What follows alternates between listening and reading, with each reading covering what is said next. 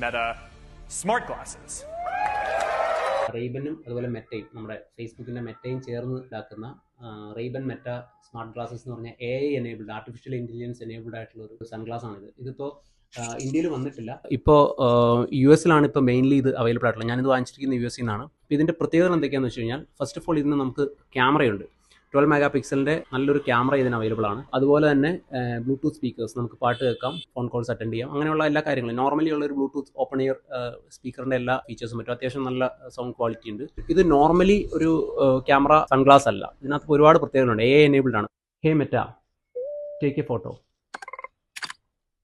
Click sound കേട്ടിട്ടുണ്ടെന്ന് വിചാരിക്കുന്നു. അതിനാണ് ഞാൻ ഈ മൈക്ക് ഇവിടെ വെച്ചത്.